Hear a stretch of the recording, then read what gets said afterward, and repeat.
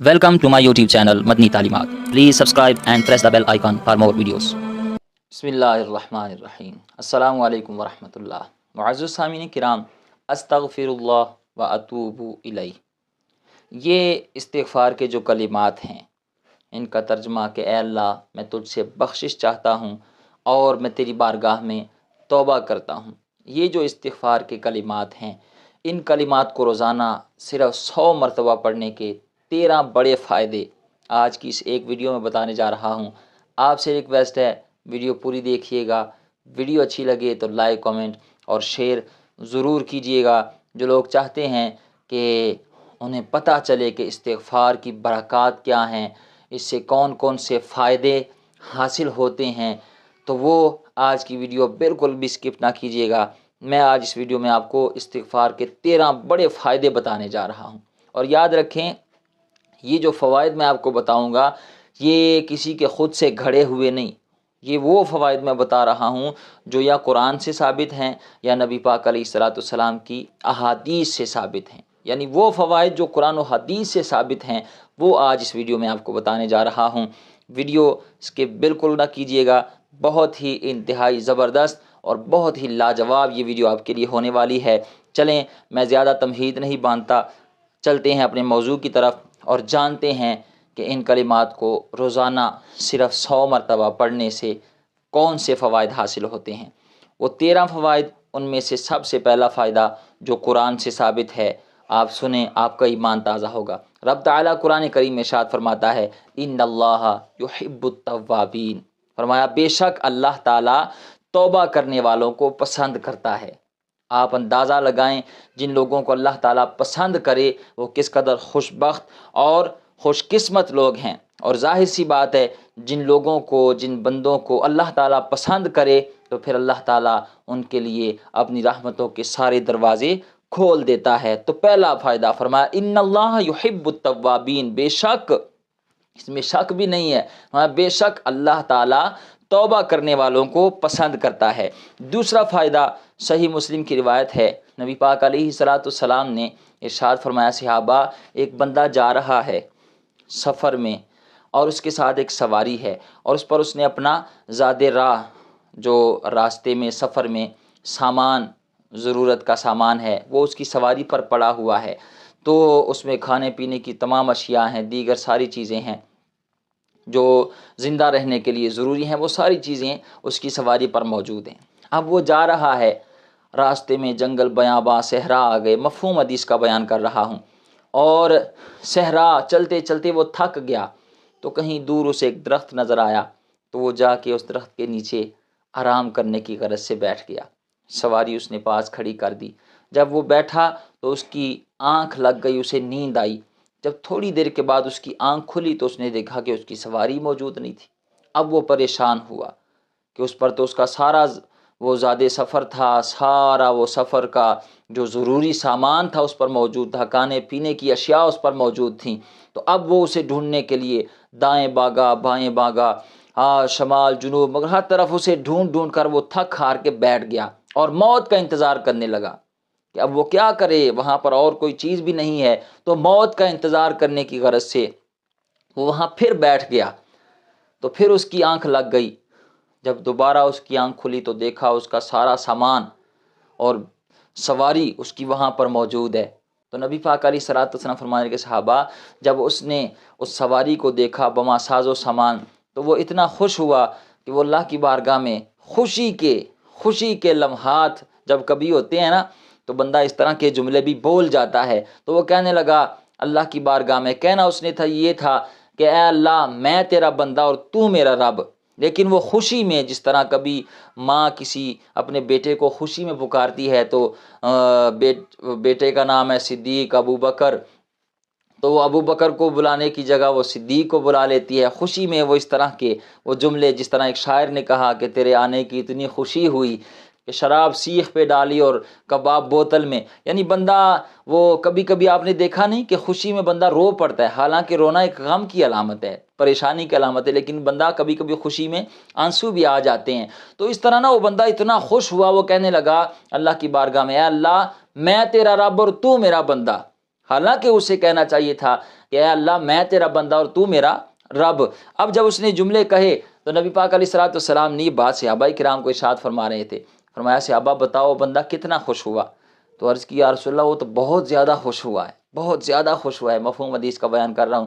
عرض کی یا رسول اللہ وہ اتنا خوش ہوا ہے، اس کے تو جملوں سے پتہ چل رہا ہے کہ وہ کتنا خوش ہے۔ تو سنو، نبی پاک علیہ الصلوۃ والسلام فرمایا صحابہ جب کوئی بندہ توبہ کرتا ہے نا تو میرا رب اس سے بھی زیادہ خوش ہوتا ہے، میرا رب اس سے بھی زیادہ خوش ہوتا ہے۔ تو دوسرا فائدہ فرمایا جو بندہ توبہ استغفار کرنے والا ہے نا اس سے اللہ تعالیٰ خوش ہوتا ہے۔ تیسرا فائدہ قرآن پاک کی سورۃ النور میں موجود ہے، یاد رکھیں جو بندہ بھی توبہ استغفار کرتا ہے تو یہ اس کے لیے کامیابی اور کامرانی کے راستے کھولنے کے لیے کافی ہے۔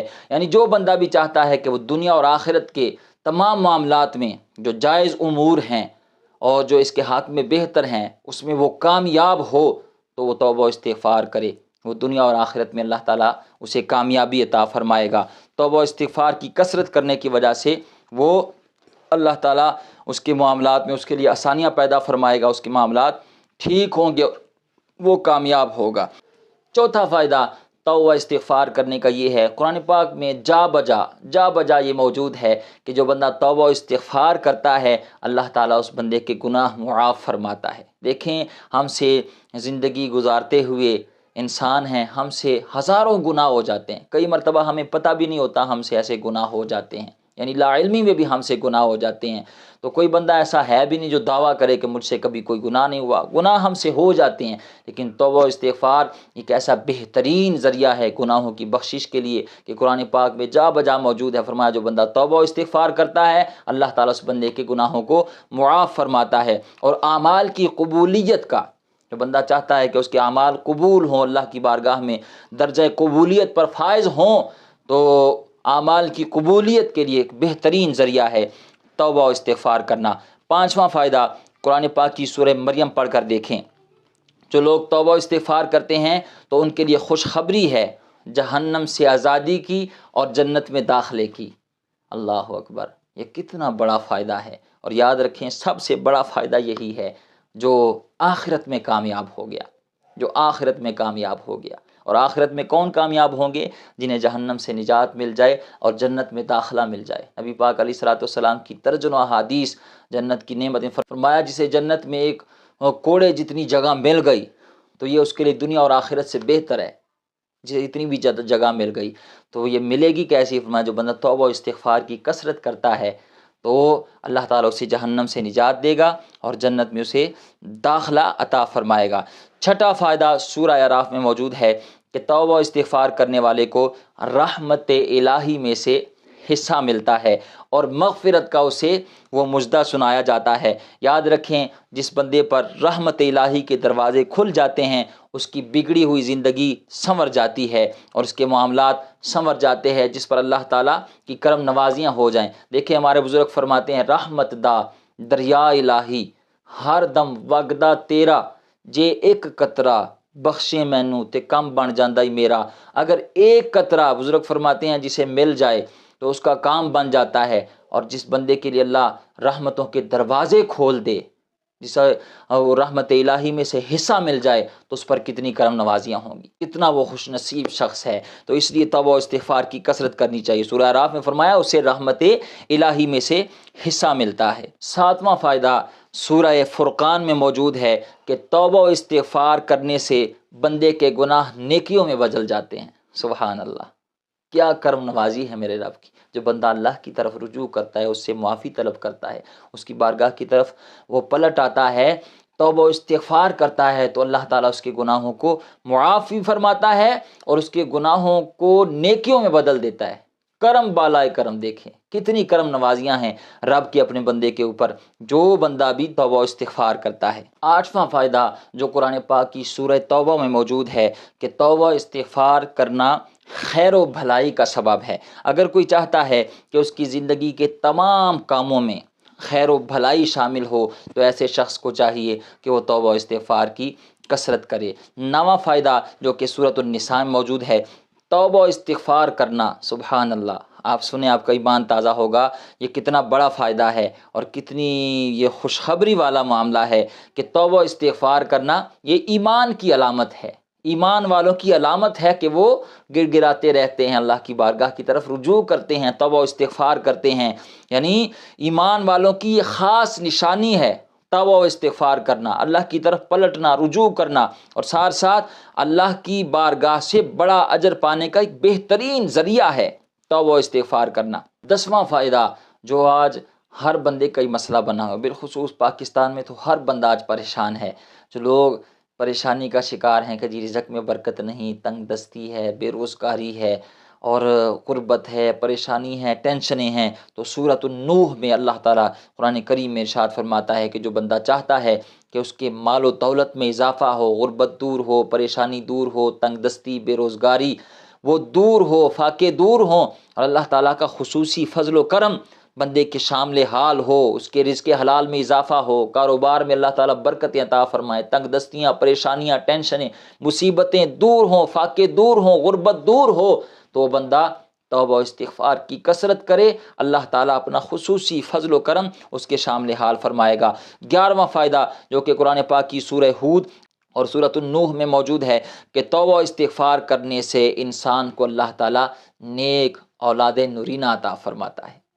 جو لوگ بھی بے اولاد ہیں، جو چاہتے ہیں، جو مائیں بہنیں بیٹیاں چاہتی ہیں کہ ان کی گود بھرے، ہری بھری ہو، اللہ تعالیٰ انہیں اولاد کی نعمت سے نوازے، تو وہ کثرت کے ساتھ توبہ و استغفار کیا کریں، کثرت کے ساتھ۔ اور یاد رکھیں یہ قرآن میں اللہ تعالیٰ ارشاد فرماتا ہے، یہ قرآن کریم میں اللہ تعالیٰ ارشاد فرما رہا ہے۔ دنیا ادھر کی ادھر ہو سکتی ہے، اللہ تعالیٰ کے فرامین، اللہ تعالیٰ کا قرآن وہ اس میں شک نہیں ہو سکتا۔ میرا رب جو فرماتا ہے حق سچ فرماتا ہے، اگر آپ کے حق میں بہتر ہوا تو اللہ تعالیٰ ضرور آپ کو توبہ و استغفار کے صدقے اولاد عطا فرمائے گا۔ تو توبہ و استغفار کی کثرت کیا کریں، اور درجنوں لوگ ایسے ہیں جنہوں نے مجھے خود میسج کیے، واٹس ایپ پر بتایا کہ جی اللہ تعالیٰ نے توبہ و استغفار کے صدقے ہمیں 10 سال بعد، 15 سال بعد، 20 سال بعد ہمیں اللہ تعالیٰ نے اولاد عطا فرمائی ہے۔ تو کثرت کے ساتھ توبہ و استغفار کیا کریں۔ 12واں فائدہ جو کہ سورہ ہود اور سورہ نوح میں موجود ہے کہ توبہ و استغفار کرنے والے کی طاقت اور قوت میں اضافہ ہوتا ہے، طاقت میں بھی اضافہ ہوتا ہے اور قوت میں بھی اضافہ ہوتا ہے، یعنی مالی طاقت ہو یا بدنی طاقت ہو، اسی طرح وہ افرادی قوت ہو، تنگ دستی، بے روزگاری سے نجات ملتی ہے، تو اس طرح اس کی مالی طاقت اور جو قوت ہے اس میں اللہ تعالیٰ اضافہ فرماتا ہے۔ اور اس کی یہ بھی شارحین نے اور مفسرین نے تفسیر کی ہے کہ جو بندہ اگر کوئی بیمار ہو تو توبہ و استغفار کی برکت سے اللہ تعالیٰ اسے صحت، تندرستی عطا فرمائے گا، بیماری سے اللہ تعالیٰ اسے نجات عطا فرمائے گا۔ 13واں فائدہ جو کہ سورہ فاطر میں موجود ہے کہ توبہ و استغفار کرنے سے بندہ فرشتوں کی دعا لینے والا بن جاتا ہے، یعنی وہ کتنا خوش بخت شخص ہے جس بندے کے لیے فرشتے دعا کرتے ہیں، اس کی بھلائی کے لیے، اس کی اچھائی کے لیے، اس پر کرم نوازیوں کے لیے اللہ کی بارگاہ میں دعا کرتے ہیں۔ تو یار یہ کوئی عام عمل نہیں ہے، یہ کوئی عام عمل نہیں ہے، ضرور کیا کریں، کم از کم روزانہ نماز فجر کے بعد آپ ایک تسبیح تو ضرور پڑھا کریں، استغفر اللہ واتوب الیہ، استغفر اللہ واتوب الیہ۔ آپ اس کے علاوہ بھی کوئی اور اگر آپ کو استغفار یاد ہے، استغفر اللہ ربی من کل ذنب واتوب الیہ، اس کے علاوہ اور بہت سارے استغفار کے صیغے ہیں جو مستند صیغہ ہو، کسی عالم دین کو، کسی اچھے قاری یا قاریہ کو سنائیں، جب وہ کہیں کہ ٹھیک ہے اس کے بعد آپ روزانہ کم از کم ایک تسبیح پڑھا کریں، اور پھر دیکھیں اس کے کمالات، اللہ تعالیٰ کیسے آپ پر کرم نوازیاں فرماتا ہے۔ اب سوال یہ پیدا ہوتا ہے کہ اگر کوئی شخص بے وضو تھا، یعنی وہ وضو میں نہیں تھا اور وہ بستر پر گیا ہے لیٹنے کے لیے، سونے کے لیے، تو اب سونے سے قبل وہ بغیر وضو کے آیت الکرسی پڑھ سکتا ہے، 4 کل پڑھ سکتا ہے، سورہ بقرہ کی آخری جو آیات ہیں 2 ان کی تلاوت کر سکتا ہے، قرآن پاک کی آخری 2 صورتیں جو ہیں ان کی تلاوت کر سکتا ہے یا نہیں؟ عزیز سامعین کرام، سونے سے قبل بہت سارے ہمارے مسلمان بہن بھائی ایسے ہیں جو کچھ تسبیحات، اوراد، وظائف، ذکر وغیرہ کر کے سوتے ہیں، اور بعض خواتین و حضرات تو سونے سے پہلے وہ آیت الکرسی کی بھی تلاوت کرتے ہیں، اور کرنی چاہیے، بہت اچھا عمل ہے، باعث اجر و ثواب بھی ہے، اور اس کے بہت سارے اور بھی فوائد ہیں۔ ہو سکے تو آیت الکرسی کے ساتھ ساتھ سورہ بقرہ کی آخری جو 2 آیات ہیں ان کی بھی تلاوت کر کے سویا کریں۔ حضرت سیدنا عمر رضی اللہ تعالیٰ عنہ اور جناب شیر خدا حضرت علی المرتضیٰ کرم اللہ تعالی وجہ الکریم، آپ فرماتے ہیں کہ بے وقوف ہے وہ شخص جو سونے سے قبل سورہ بقرہ کی آخری 2 آیات پڑھنا چھوڑ دیتا ہے۔ یعنی آپ اندازہ لگائیں کہ سونے سے قبل سورہ بقرہ کی آخری 2 آیات کی تلاوت کرنا کتنی اہمیت رکھتا ہے اور یہ کتنا اہم ہے۔ تو یہ کام ہر مسلمان کو لازمی کرنا چاہیے، ضرور کرنا چاہیے۔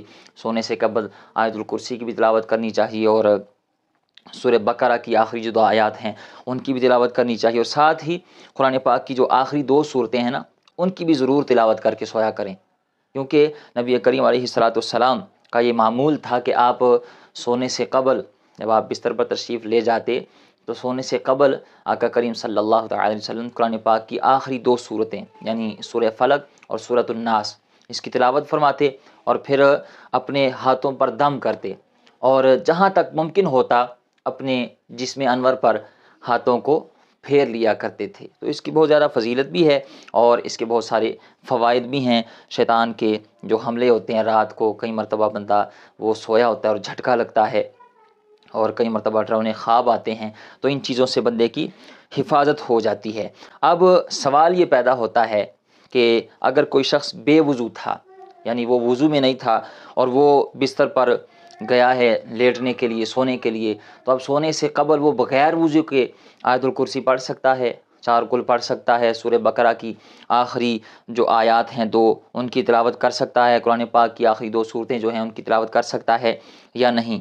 اور اسی طرح بستر پر لیٹے لیٹے، بیٹھ کر پڑھنے کی بات نہیں ہو رہی، بستر پر لیٹے لیٹے وہ قرآن پاک کی تلاوت کر سکتا ہے، یعنی آیت الکرسی 4 کل قرآن کا حصہ ہے نا، تو یہ پڑھ سکتا ہے یا نہیں، جائز ہے یا نہیں۔